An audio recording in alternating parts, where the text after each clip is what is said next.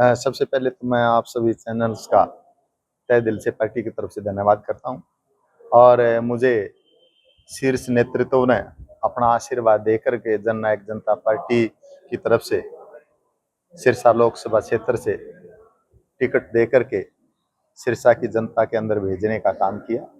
इसके लिए मैं अपने शीर्ष नेतृत्व का तहे दिल से धन्यवाद करता हूँ। डॉक्टर अजय सिंह चौटाला जी का, जो हमारी पार्टी के राष्ट्रीय अध्यक्ष है, उनका धन्यवाद करता हूँ। इसके साथ साथ हमारे पूर्व डिप्टी सीएम साहब श्री दुष्यंत चौटाला जी का तहे दिल से धन्यवाद करता हूँ।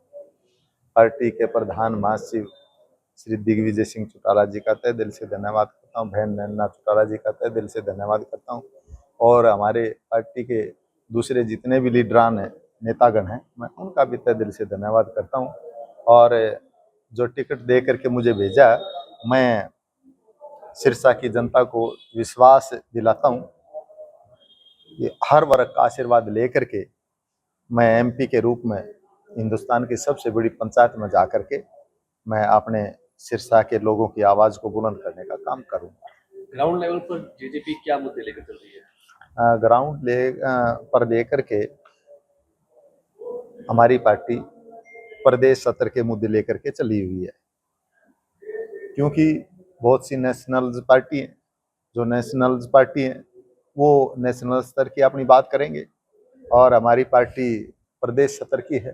तो जो भी हमारे स्टेट के डेवलपमेंट के काम होंगे तो उनको लेकर के हम लोगों के बीच में जाएंगे और उनसे प्रार्थना करेंगे। कितनी बड़ी चुनौती मानते हैं, क्योंकि मौजूदा हालात में बीजेपी ने गठबंधन जेजेपी से तोड़ दिया है जी, और कुछ जगह लोग नाराज भी नजर आ रहे हैं आपसे। जी, वो नाराज तो इसलिए नजर आ रहे हैं लोग, क्योंकि कोई भी जो सरकार होती है तो सबको खुश नहीं किया जा सकता।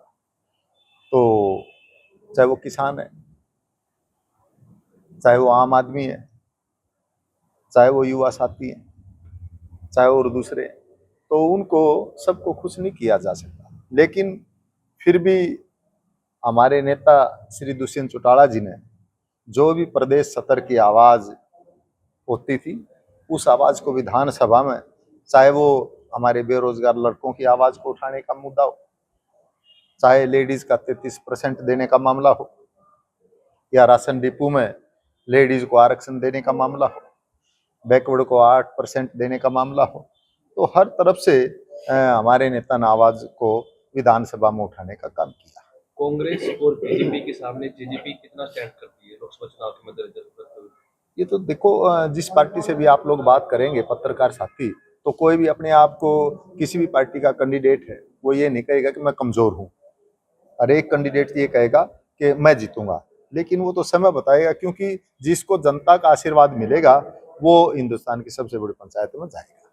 बात की जाए तो कल ही जो 5 सीटों पर टिकट अनाउंस हुई है, किस तरह देखते हैं 5 सीटों पर किस तरह चुनाव रहने वाला जेजेपी की तरफ से? हमारा बहुत बढ़िया चुनाव रहेगा, क्योंकि दूसरी पार्टियों को ये था कि भाई इनके पास कैंडिडेट नहीं है, इनके पास वर्कर नहीं है, लेकिन ये पार्टी तो फील्ड की पार्टी रही है। चौधरी देवीलाल जी तो हमेशा वो गरीबों में जाकर के लोगों की आवाज को उठाने वाले नेता रहे। आज उन्हीं के पद चिन्हों पर डॉक्टर अजय सिंह चौटाला जी के आशीर्वाद से हमारे डिप्टी सीएम साहब हैं दुष्यंत चौटाला जी और दिग्विजय चौटाला जी और पार्टी के अन्य नेतागण जाकर के अपने कैंडिडेट्स के लिए वोट मांगने का काम करेंगे। और केवल वोट मांगने का ही नहीं, बल्कि उनको 36 कौम का आशीर्वाद मिलेगा और हिंदुस्तान की सबसे बड़ी पंचायत में एमपी के रूप में चुन करके दिल्ली के अंदर बैठने का काम करेंगे। चुनाव प्रचार कब तक शुरू होगा? हमारा तो आज मैं आया हूँ, मेरी पार्टी के जो भी लीडर हैं, हम बैठ करके पार्टी के जितने भी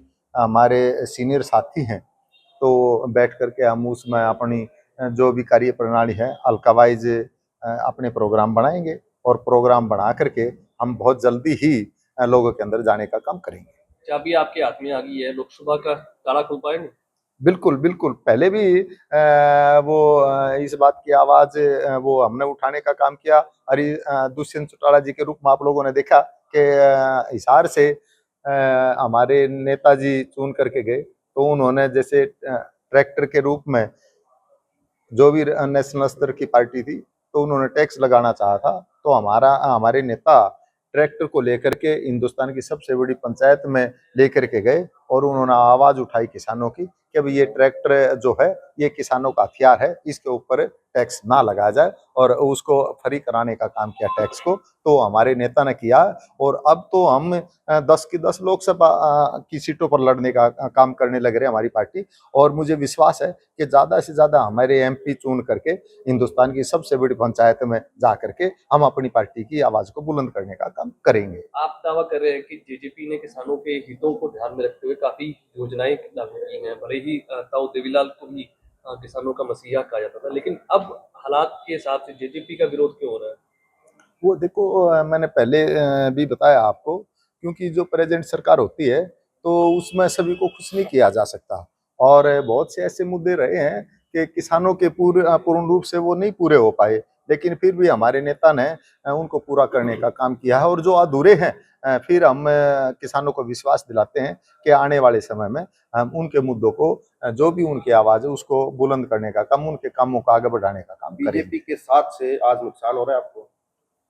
ये तो बीजेपी की उनकी अपनी सोच है, हमारे को कोई नुकसान नहीं है, बल्कि मैं तो इस बात का अपने आप को, हमारी पार्टी को खुशकिस्मती मानता हूँ कि उन्होंने हमारे को ये 6 महीने पहले ही अवसर दे दिया लोगों के अंदर जाने का। अगर एट ए टाइम हमारे को अगर ये अवसर देते, पार्टी अगर अलग करने का काम करते, तो शायद हमारे को मौका ना मिलता। लेकिन आज हमारे को 6-7 महीने पहले लोगों के अंदर दोनों पार्टी अलग करके जाने का अवसर दिया है। तो आज हम लोगों के अंदर जाते हैं तो लोग हमारे को ये विश्वास दिलाने लग रहे हैं कि भाई आप कोई बात नहीं, क्योंकि वो उनकी नेशनल स्तर की पार्टी है और हमारी स्टेट लेवल की है।